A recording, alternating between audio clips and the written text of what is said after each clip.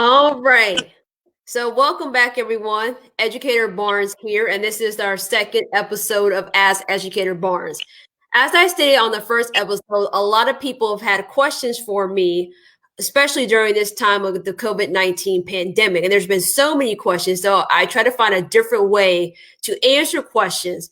And because I've been a teacher, a lot of times we know that sometimes one person has a question, but other people in the classroom have the question. So the purpose of me doing these live streams is not only answer a question that maybe one person had, but maybe because other people have those same questions too. On the first episode, I talked to my sister and we talked about e-learning and that type of situation. But right now, I have on my sister's daughter, so my niece Zoe, because one of the questions I've been asked a lot are how are students doing? How are children doing? Those type of things. And I advocate a lot for children, but one of the things that is lacking in a lot of advocacy work is actually talking to kids. If we're going to be out here fighting for kids and looking out for kids, we have to talk to them to see what they're thinking. And since I didn't want to always just interview my own kids because my sons were on my podcast, I decided I wanted to talk to a different child. So today I have my niece Zoe. So there's Zoe. Hi. And Zoe goes to school in Hamilton Southeastern School District. That's where she goes to school. And she reached out to me. She saw me doing the live stream with her mom, and she said, "Well, I want to talk about how I feel about e-learning. But before we get into e-learning, we're going to go back and start at how the school year starts." So Zoe goes to school at in HSE, and she's also in fourth grade. So Zoe, can you talk to us a little bit about how the school year has gone so far up until the COVID-19 pandemic and schools closed? Well, before COVID-19 happened, it was perfectly fine, everything great, having good tests and studying. We actually got to see our teachers and friends in person, and it was really fun. And now are at home because of COVID-19, and we have to do e-learning. So let's go a little bit more in depth about what you were doing during that time. What are some of the things you enjoyed about school when you were going to school in person and being dropped off every day? What are some things that you enjoyed? Well, I like to go to school, so I like to go to school and see my friends and my teacher. I like to learn new stuff in person instead of on the Zoom app. And what I like about school is before school and after school, sometimes I get dropped off at the YMCA, and I like to do that, and it's really fun there. Okay, so you talked about your teacher. You said, I really like learning in from my teacher. Can you tell me some things that your teacher did this school year that you really enjoyed learning about, or maybe an activity? Yes, so at morning meeting, we play this game called Hot Seat, and it's where we do multiplication problems, and the first person to get it right gets to go in the hot seat. And if they get all 10 questions right and not mess up in under a minute, then they're like the winner of the game. I like to do that because you get your multiplication facts remembered. So you really enjoyed that multiplication game, a way to do it a little differently, but you can't do that now since COVID-19 happened. So let's shift and talk about COVID-19 happened. So how do you feel when you were initially told that you had to stay home from school, like the first time? And I know there's been a lot of announcements from Governor Holcomb, but when you first learned that you had to stay home from school, what did you feel? What did you think about? What went through your head? Well, what I was thinking when my mommy first told me that we are going to stay at home because of COVID-19, I felt like sad because I can't see my friends or my teacher. I can only see them on the Zoom app. So now I have to do e-learning, and I like e-learning, but I just want to like learn in person with my class. Got it. So, are you finding it difficult to learn because you're not in person, or do you think you're doing okay? I think personally that I'm doing okay. So that's good. What makes you feel that you're doing okay? Is your teacher saying to you that you're doing okay? Do you just feel like the work that you're being given is easy for you to do, or how do you know you're doing okay? Well, our work is like we're going to have like stuff we're going to learn, but so far we have stuff that we've already did, so you can get it memorized in your head of how to do it. And in the Zoom meetings we have, so I can see my teacher and my friends, she says like how good we're doing and the stuff we're doing good. Got it.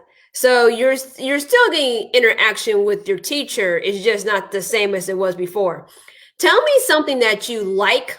So we're going to talk about like and dislike, but first we're going to talk about like. What are the things that you like the most about Zoom and e-learning, like that situation? Because I think you told me you were using Canvas, right, at your school. Yes. So what things do you like about e-learning?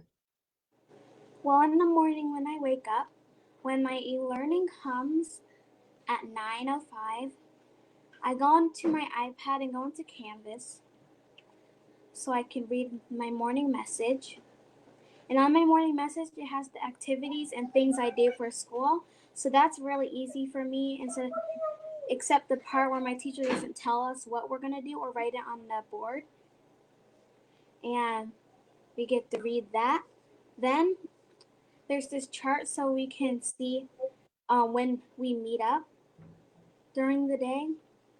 So usually I like to put nothing because I have an idea of what I want to do and how I'm going to do it in my head before I start. So when I'm doing my e-learning, the fun part about it is when I see my teacher in Zoom and we get to talk about stuff. And in the morning message, we do Flipgrid, which we can post stuff on to Flipgrid, but we can't post back unless on like a different Flipgrid video. So I like to do that in the morning so I can see my friends and what they say they're doing during the days now that we have to stay home. So, for those out there that don't know what Flipgrid is, my son is actually using Flipgrid, one of them. Flipgrid is an application where a teacher can ask a question and then you respond back by videotaping yourself. And then you watch the videos of other people in your class, and then you can click that and you can do a video of yourself responding. So, it gives you that visual. And what I want to emphasize that my niece is saying, the parts of e-learning that she's really enjoying is that human contact. So their e-learning has been implemented many different ways in many different districts across Indiana and across the United States. And you have variations to, I'm not even going to use the word e-learning. I'm going to use remote learning because everyone's not necessarily doing e-learning. But you have packets being given, like hard copy. You're having packets being put online, which is still a packet. It's just on the internet. It's kind of like when people are like, I'm not doing worksheets. I'm just showing it on the overhead. It's still a worksheet. And then you have teachers who are saying, my students need a little bit more. They need to see my face. They need to see me talking. Because you also told me that your teacher is reading a book in Zoom. Is that correct? Yes. So she's really getting that face-to-face interaction. And I've taken courses online, and some of them have been great, and some of them have been not so great. And the ones that I liked the most were the ones where the teacher actually did something live, either taught live on Zoom, either showed something live, and even in Zoom, you can break people out into small groups, and the teacher can rotate through the group. So what I'm hearing her say is that we really need to have some human contact. You can't just send packets home or post things on Canvas or you post it in Google Classroom and right back to students. Students want to see their faces because if you remember when I asked her, like, what are you missing about school? She said she misses seeing people, that interaction. So that's what you like, right? What are some things that you're finding challenging or that you don't like about e-learning? What I don't like about e-learning is that we have to stay home. We can't really go to school and see people in person. We just have to stay here. So I like to learn like with people, like my friends in person. So when we learn, instead of like learning at home, which makes it much more challenging to do, instead I like to do it at the school building because it's much more easier for you to pick up stuff and ask questions so you can get the information you need. Okay, so you've talked about like I want to be at school. So I think the viewers at home they feel that. But is there anything different about maybe the assignments that you have to do that you don't like maybe online? Well, we have these assignments. They're not like the assignments we do regularly in class. We have different assignments because we have certain assignments for certain things in our iPads, but now we do like paper worksheet assignments. Only sometimes we do assignments actually not on paper, but usually we do our assignments on the iPads more because we have Freckle, which we have our assignments posted on, or Go Formative, which is where we have our quiz and test on. So you're saying that you notice because you're doing remote learning that you're doing more worksheets and you're used to maybe more hands-on activities or doing things maybe more interactive through the iPad. Is that what you're saying? Yes. And so you're missing kind of the type of work. So I think if you're an educator and you're listening to this, what my niece is saying is that kids are missing like that interactive component. And granted, we all were thrown into this. You know, we weren't necessarily e-learning experts, and teaching online takes some time. It takes some professional development. But these little nuggets here that we're hearing, we can think about, well, maybe I can't make every single thing interactive, but maybe once a week I can add one interactive component or add a assignment that's not worksheet based. I'm not, my son had an assignment about contractions. So writing sentences with contraction, which, you know, you got to know how to use them. I feel that. But is there another way you could do that activity or another way you could do something where it's more interactive? So first, Zoe, students were told that, hey, school's closed for a couple of weeks. You go back after spring break. Then we found out that no, that's not the case. We're going to be out of school till May 1st. Then we were told we're not going back to school the rest of the school year. Well, you heard that Governor Holcomb said in Indiana that school is closed, well, going to the building, you know, for the rest of the school year. How did that make you feel? And are there anything that you worried about for next school year? So that's kind of a two-part question. So, how I feel is now I really, really hope we would get to go back to school so I could see people in person. But now that we have to stay here at our houses and homes, it's like okay because when we're doing our e-learning, it's good. But like I want to go to school, so that makes me feel sad not knowing that we can't like go to school for the rest of the year. So are you worried because next school, so you're a fourth grader right now, and does your school, and I don't know this off the top of my head, probably should have asked you before, does your school end in fifth grade? Is that the last grade for your school, or is it fourth grade? Fourth grade. Fourth grade. So the reason, and this is what I thought, and if you don't know this, different schools have different ways they group students. So some schools are K4, some schools are K5, some schools are K6.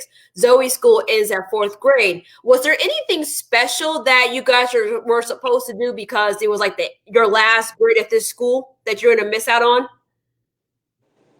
So I really like my school building because it was made last year during the summer, and it's 2 stories. So now that we can't really go back to school, and in fifth grade, which is the next school I get to go to, it's like I don't know, but it feels like I'm not getting all the stuff I need to know.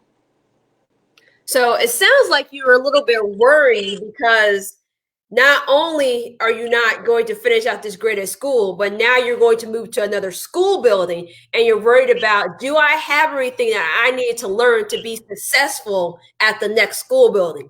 And I don't think you're alone in that, Zoe. There's a lot of kids, they may be in eighth grade and they're about to go to high school, or they're, like you, transitioning from one building to the next building, and you feel like unprepared because typically when it's your last year in a building, there may be like some type of graduation celebration. You may get to visit the next school at the end of the school year. That typically happens in school districts. So these are some of the opportunities that you missed out on. So I think to administrators and district school leaders that may get to watch this, we really need to think about those fourth quarter activities that prepared students for that next school building. How do we prepare those students when they're just going to come back, bam, and you're in the next school building? And you didn't get to say goodbye. I don't know about you, Zoe, but every time I was like my last year in the school building, I feel like that last day of school, I felt like I looked at the walls a little bit extra harder, gave the little teacher a hug before I left. And so those are some of the things that students are missing out on. Because if, let's say you were in third grade, right? You can say, well, maybe I don't get to see my teacher this school year, but when I go back next school year, she'll be in the building. I can say hi. But in your situation, you're going to a new building, so you don't really get that sense of closure. So that's another thing that we really need to think about. Our kids that are transitioning between buildings, what are the plans for those students? So that's something that's really important. And then not only has COVID-19 stopped schools, it stopped a lot of things. So are there any other things that that has changed because of COVID-19 that you've been thinking about, been worried about, or have questions or thoughts about? Well, see, earlier I was thinking about how and why do like restaurants and public places like stores and restaurants and fun places, they're like some stuff are closed, like some stores are closed but not all of them. So that's weird because like why would they have them closed? And when you go to restaurants now, like it's like you have to go through the drive through or like wait out in your car to get your food. So I think you're asking a good question, and you're asking the question that grown-ups have been asking. Why are some places open? Why are some places closed? Why are things like this? How long is it going to be like this? And the reason I asked Zoe this question for the viewers is because we also have to acknowledge that it's not just the school piece that could be keeping kids up at night. There are other components out there. Maybe parents can't go to work, right now because of COVID-19. Or parents are going to work because they're an essential worker. Like I know, you may not know this, but your mom is considered an essential worker, so she still has to go to work. Grandma is now considered like an essential person. She's going to work now. So there's a lot of things that are happening that could be having questions. But we have a question here. So the question is, how will you feel if school doesn't start up again at the beginning of next semester? So if Governor Holcomb comes back and says, Zoe, all kids in Indiana, we're not going back to school in the fall. You're going to start fifth grade at home. How would you feel about that? I feel like I probably wouldn't get to meet my teacher. Like, I feel like I wouldn't know what to do. So, if we did get to go back to school in like a different season of that year when I'm in fifth grade, I wouldn't really know the building that much as I would if I started in August. Gotcha. And I think that that's a good point there that we have to think about is there's so many plans that school districts have to think about right now. What if we have to transition kids to different grades over the summer and they start the next grade at home? What does that look like? How do they meet their teacher? Because you wouldn't be able to go meet them. You would have to e-meet them or meet them online. How does that work? So that is a good question. I think we need to start thinking about that hopefully we flatten the curve and, COVID-19 gets to a place where it's manageable and it's safe for us to kind of resume normal activities.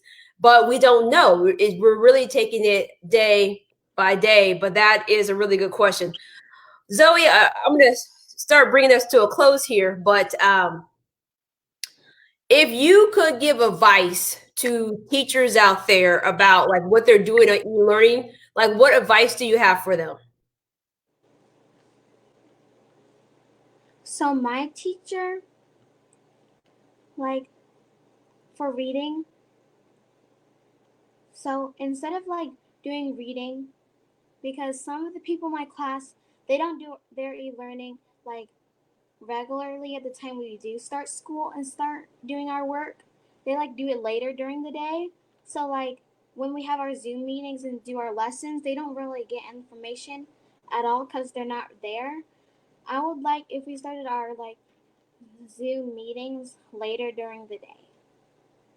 So I think that's a good point that Zoe's pointing out that maybe schools need to have two options during the day for Zoom meetings. If you're doing a meeting, maybe one in the morning and one in the afternoon, because maybe the reason those kids are not on in the morning because there's one computer and dad's using that to work or mom's using that to work. So I think that is a good piece of feedback or if you can't, if the teacher's like, that's too much, I can't be on in the morning and afternoon, then maybe a couple of days a week is in the morning and a couple of days a week is in the afternoon to accommodate everybody. What advice, Zoe, do you have for parents or grown-ups or guardians that are watching kids at home? Well, my advice is like when like some parents they work from home now. So like working from home is like how it feels for parents, sometimes stressful. So take a break on your work if you can and probably spend some time with your kids. Or if you're just alone, like do something. Don't be bored or stressed. Get something off your mind. I think that's a good idea because this is stressful for a lot of grown-ups, this situation. Because I know grown-ups right now who they had their job and they were working at home, and then all of a sudden they were told they can't work at home anymore because their job has went away for right now, and that causes parents stress. Or their job is not being considerate of the fact that COVID-19 is happening and it's giving them more work to do or expecting the same amount of work, even though they're at home, maybe with their spouse, maybe with more than one kid, and expecting to do everything. So I think you're right that parents do need to take a break. And I also like that you added take a break and spend time with me, like spend time with me, the kid, because like I'm here, like spend some time with me. So I'm going to thank Zoe for coming on to Ask Educator Barnes. And we talked about how are the children. And Zoe is just one child that represents kind of our elementary grade span. If you have a child that would love to talk to me on here, I would love to talk to your child. It would be great if I could talk to a middle school student or a high school student to really get that different perspective. But we really do need to have conversations with students. If we're making these plans, for students for when they come back for next school year, whenever that may be during next school year, we really need their input or their thoughts about what is working. Or, you know what, I don't feel prepared for this grade, or all we did was repeat lessons. How are you going to help me? We need to hear what the children are saying and how they are feeling. So, Zoe, thank you for being on our show today, and leave us feedback in the comment. Thanks. You're welcome.